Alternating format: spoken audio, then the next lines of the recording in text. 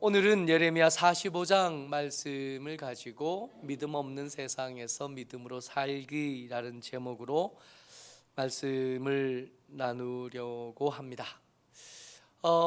예레미야 45장은 카톡으로 광고할 때 36장과 함께 읽어야 된다, 같이 읽으면 좋겠다 하는 말씀을 보냈었는데, 같은 배경, 같은 상황의 이야기입니다.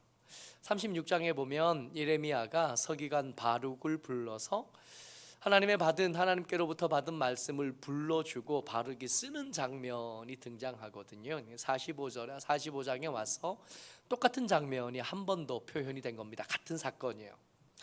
같은 사건인데 예레미야의 서사의 이야기의 구조상 45장은 마치 섬처럼 보여요. 44장의 이야기와 46장의 이야기 사이에서 앞의 이야기, 뒤의 이야기하고 연결되지 않는 똑 떨어진 한 가지 이야기로만 따로 등장을 합니다. 읽기 편하게 편집이 됐었다면 36장의 속에 들어가든지, 길지 않으니까 1절부터 5절까지밖에 없잖아요. 그러니까 그래서 36장 어디쯤에 이렇게 들어가든지, 아니면 36장에 이어서 37장이 되든지, 아니면 그 앞에 35장이 됐어도 좋겠다 싶은데, 성경은 45장에다 이 이야기를 똑 떼놓고 따로 기록합니다. 믿음 없는 세상, 하나님의 말씀을 다 거절한 때에, 유독 혼란하고 복잡해서 하나님의 도우심이 반드시 필요하고, 하나님의 인도하심, 하나님의 보여주시는 길, 하나님께서 알려주시는 일들, 그게 꼭 필요한 때가 이때였거든요. 예레미야가 바룩에게 하나님의 말씀을 불러주던 때가 여호야김 넷째 해라고 1절에 이렇게 분명하게 이렇게 딱하니 나왔어요. 근데 이게 여호야김 넷째 해면 BC 605년이 돼요. BC 605년에 세계사의 물줄기를 비틀게 되는 아주 중요한 사건 하나가 벌어지는데, 갈그미스라는 곳에서 있었던 세 제국의 충돌입니다. 바벨론이라는 제국은 느부갓네살의 아버지 나보폴라살이라는 사람이 626년에 고대 제국 바빌로니아 제국을 뒤를 이어서 재건한 나라예요. 626년에 건국을 해서 612년에 아수르의 수도 니느웨를 점령합니다. 그러니까 만들어진 지 얼마 되지 않은 때에, 건국하지 아직 20년도 되지 않은 때에 당시 세계를 제패하고 있던 아수르의 수도를 빼앗아 버리는 거예요. 그러니까 요나가 그 땅에서 복음을 전하고 시간이 꽤 많이 지난 다음에 그 땅은 하나님의 유예되었던 재앙을 만나게 된 거죠. 나보폴라살 때문에. 그리고 시간이 좀 더 지나서 이 아수르의 잔병들과 애굽의 연합군이 나보폴라살의 바벨론과 함께 다시 한번 갈그미스에서 부딪힙니다. 다들 생각했어요. 당연히 애굽이 이길 거다. 애굽과 아수르가 연합했는데 이제 막 생긴 나라 바벨론이 어떻게 이 제국들을 이기겠나. 정통적인 강자인 애굽과 가장 패도적인 제국을 이루었던 아수르면, 아수르 혼자 있을 때야 힘을 못 썼을 수 있지만 둘이 같이 했으면 반드시 이길 거다. 사람들이 다들 생각했죠. 애굽의 편을 들어야 돼. 애굽에 짝해야 살 수 있을 거다라고 이야기하는 그런 시류가 이 주변의 약소국을 휩쓸 때입니다. 혼란한 때, 믿음을 눈 씻고 찾을래야 찾을 수 없던 때, 이 여호야김 넷째 해에 바룩이 예레미야가 불러주던 말씀을 써서 고관들에게 전달하고, 고관들이 여호야김 그 왕 앞에 가서 그 말씀을 읽어요. 근데 여호야김이 얼마나 이 말씀을 거절하고 싫어했느냐 하면 36장 23절 같이 읽어봐요. 시작. 여후디가 서너 쪽을 낭독하면 왕이 칼로 그것을 연하여 베어 화롯불에 던져서 두루마리를 모두 태웠더라. 그래서 서너 쪽 그러면 이게 우리가 흔히 가지고 있는 이 페이지로 된 책을 떠올리게 되는데 사실은 서너 쪽이 아니에요. 두루마리로 된 그 긴 거잖아요. 한 줄 읽으면 한 줄을 자른 거예요. 또 한 줄 읽으면 또 한 줄 자르고. 그래서 읽으면 자르고 읽으면 자르고 자르고서 그것을 읽으면 잘라서 화롯불에 넣고 읽으면 잘라서 화롯불에 넣고. 말씀을 거절하고 나는 이제는 하나님의 백성도 아니고 이제는 하나님의 사람도 아니고 나는 교회를 끄는 사람이다. 자주 왜 젊은 것들 신방하다 보면 요즘 왜 교회를 안 와? 저는 교회를 끊었는데 뭐 신문 끊는 것도 아니고 우유 끊는 것도 아니고 끊었다 그래요. 왜? 여호야김은 진짜로 끊은 거예요. 하나님의 선포된 말씀을 들고 왔는데 그것을 끊어서 불에 태운 겁니다. 여러분, 이런 시대, 이렇게 혼란한데 하나님의 도우심이 정말 간절히 필요한 때에 왕부터 고관과 그 밑에 사람들 전부가 하나님의 말씀을 거절하는 때에 선지자로 살아야 됐던 바룩이요, 그 시대에 선지자로 살아야 했던 예레미야인 겁니다. 우리가 예레미야에 대해서는 이 사람이 눈물의 선지자인 걸 우리가 알잖아요. 그의 슬픈 노래도 우리가 책으로 가지고 있으니 그의 슬픈 것, 그의 어려운 것, 그의 고통을 아는데 어디 예레미야만 그랬겠어요. 바룩도 예레미야에게 주신 하나님의 말씀 똑같이 그 말씀 들어서 써서 가지고 와서 성전에서 읽어 낭독하고 백성들 불러서 낭독하고 고관들 앞에서 낭독하는 일을 했으니 바룩도 똑같이 힘들고 어려웠던 겁니다. 예레미야 45장은 그런 바룩의 심정을 기록한 책인 거예요. 3절 같이 읽습니다. 시작. 내가 일찍이 말하기를 화로다, 여호와께서 나의 고통에 슬픔을 더하셨으니 나는 나의 탄식으로 피곤하여 평안을 찾지 못하여도다. 아멘. 믿음 없는 세상에서 믿음으로 사는 일은 이렇습니다. 세상은 알 수도 줄 수도 이길 수도 없는 평안이 그 속에 틀림없이 있겠지만 그것이 없지는 않겠지만 칼이 목에 들어와도 믿음을 차마 거절하지 못하고 믿음을 부인하지 못하는 사람들의 그 평안이 있겠으나 그들의 삶을 이렇게 펼쳐놓고 보면 나의 고통에 슬픔을 더하신 하나님의 이야기를 쏟아 놓을 수밖에 없는 상황입니다. 우리가 믿음을 가지고 기도하고 예배드리며 살았지만 슬픈 일들 참 많잖아요. 아무것도 해주지 못하고 미력하고 또 무력해서 기도하겠습니다 하지만 기도하면서도 이게 기도한다고 될까 싶은 불신이 우리 가운데서 이렇게 막 샘솟듯 솟아날 때도 있잖아요. 그런 바룩에게, 그런 예레미야에게 믿음이 흔들리는, 믿음으로 열매를 거두기보다 어떤 열매도 거두지 못하고 잠잠한 때를 견뎌야 되는 사람들에게 하나님께서 주신 말씀이 예레미야 45장입니다. 그래서 오늘 설교 제목이 이거예요. 믿음 없는 세상에서 믿음으로 살기. 이를 위해서 여러분들과 제가 하나님께서 주신 말씀을 통해서 붙잡아야 될 첫 번째는 뭐냐 하면 역사의 주인은 뭐라 그래도 눈에 보이는 세상과 살갗에 와닿는 어떤 것이 뭐라 그래도 역사의 주인은 하나님이시라는 겁니다. 바벨론이 세상을 다 정복한 듯 보여도 바벨론도 끝내 하나님께서 한때 쓰셨던 여호와의 칼에 불과하다는 것. 애굽이 세상을 다 지배한 듯 보여도 끝내 그 애굽도 결국 하나님의 때를 따라 쓰시는 도구에 지나지 않았다는 거예요. 역사는 하나님이 만들어 가십니다. 4절 말씀 같이 읽어요. 시작. 너는 그에게 이르라. 여호와께서 이와 같이 말씀하시기를 보라, 나는 내가 세운 것을 헐기도 하며 내가 심은 것을 뽑기도 하나니 온 땅에 그리하겠거늘. 할렐루야. 하나님이 세상에 난 모든 것들의 수명을 결정하십니다. 하나님이 세상에 있는 모든 권세들의 운명을 결정하십니다. 하나님이 세상에 있는 모든 흥왕한 것들의 끝을 결정하십니다.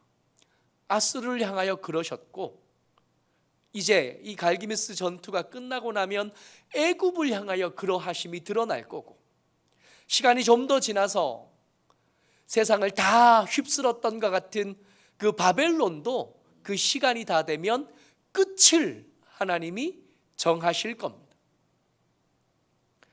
당장 눈에 보이는 것은 애굽이 세계를 제패하고 다시 회복할 것처럼 보이지만 그렇지 않을 겁니다. 바벨론이 세상을 다 정복한 것처럼 보이지만 그렇지 않을 겁니다. 돈만 있으면 세상의 모든 것들이 다 형통하고 원하는 모든 것들을 다 얻을 수 있을 것처럼 말하지만 그렇지 않습니다. 우리들의 운명과 우리들의 인생과 우리들의 생사와 화복을 주관하시는 분은 돈도 아니고 권세도 아니고 운도 아니고 하나님이십니다. 믿음 없는 세상에서 우리가 믿음을 지켜가려면 이거 붙잡고 사는 거예요. 하나님께서 역사의 주인이신데 큰 역사만 그럴 것 아니라 온 땅에요. 온 땅에 여전히 발 디디고 살아가는 우리 한 사람 한 사람을 포함하고 우리 한 사람 한 사람의 사정과 형편을 다 포함한 그 온 땅의 운명은 누가 정하시냐 하면 하나님이 정하시는 겁니다.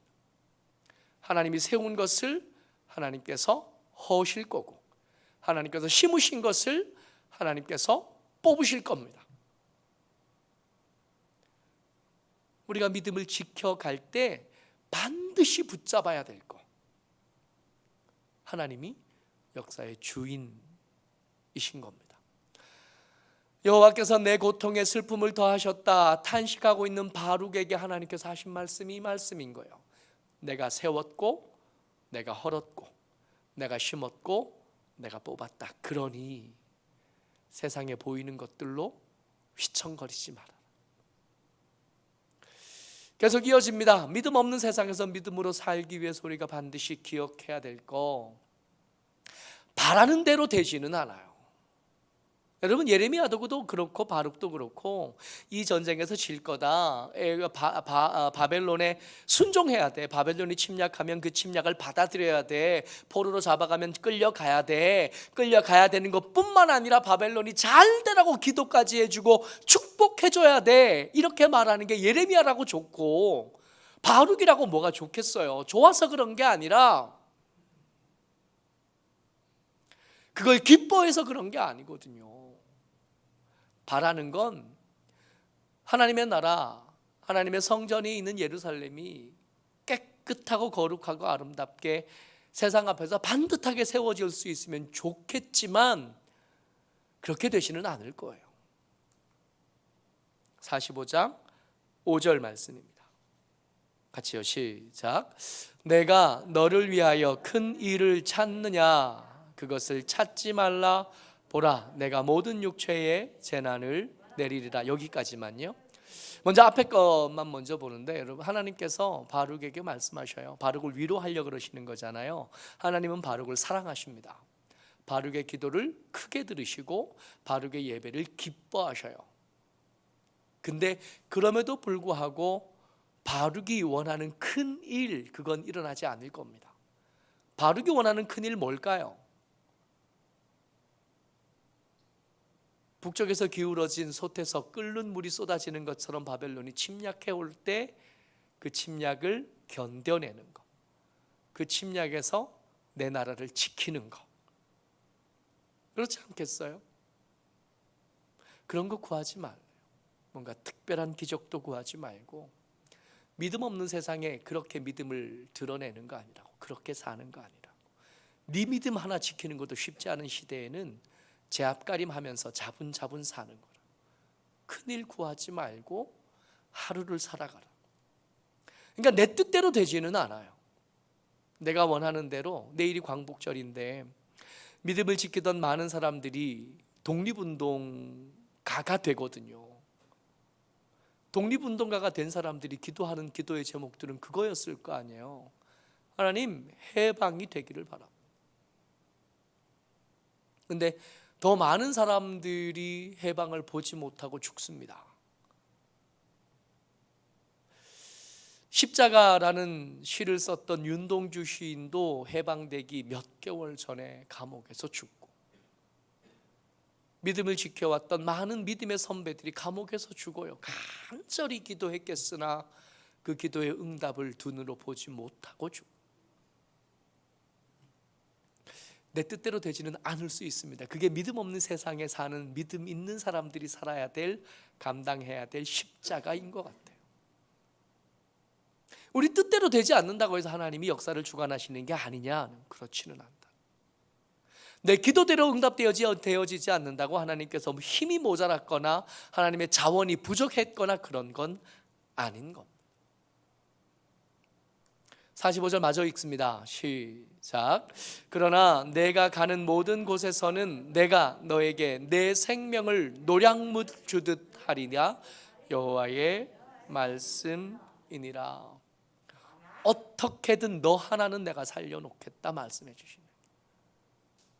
그가 원했던 그 특별한 기적들은 끝내 일어나지 않았고, 여호야김이 갑자기 회개하는 일, 그 거짓 선지자들이 하나님의 말씀에 굴복하는 일, 그 믿음을 거절하고 배반했던 사람들이 하나님께로 돌아오는 일 일어나지 않았어요.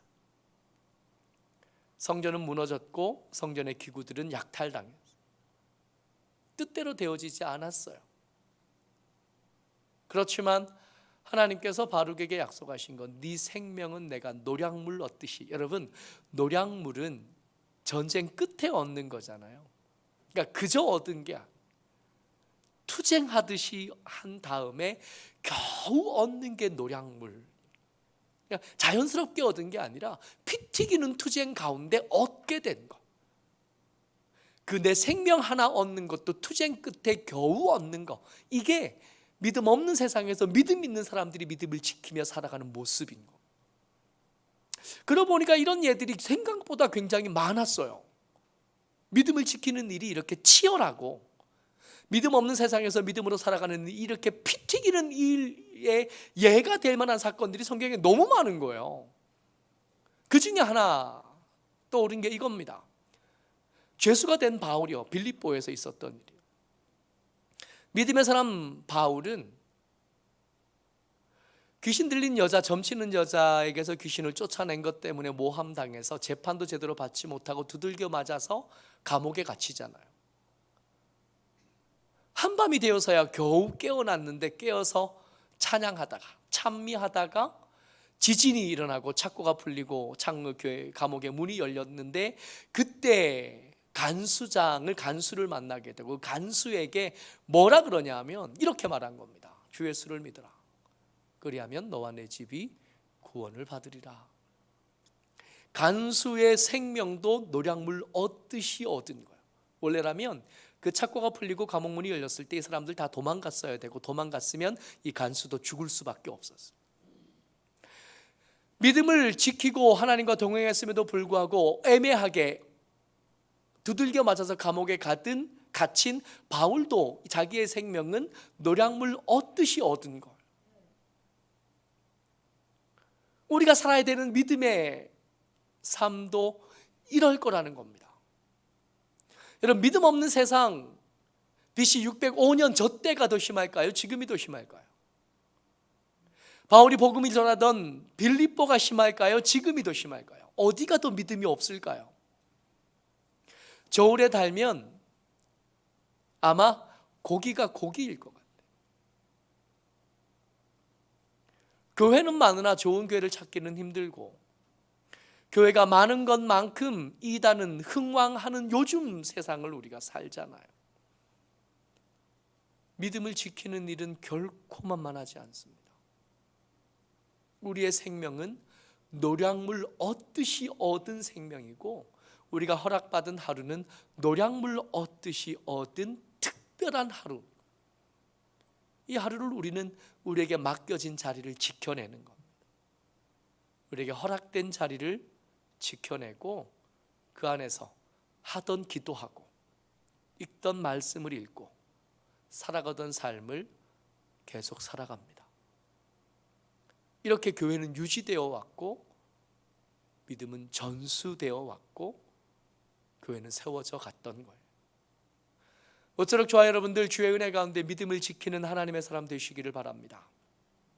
하나님께서 역사를 주관하시는 하나님께서 내 인생도 우리의 삶도 하나님이 주장하십니다. 그 하나님 여전히 의지하고 끝까지 그 안에서 버티다가 맞습니다 하나님, 우리가 찬양했던 것처럼 믿음이 이겼습니다 하고 그 앞에 가는 저와 여러분 되시기를 주의 이름으로 축복합니다. 아멘.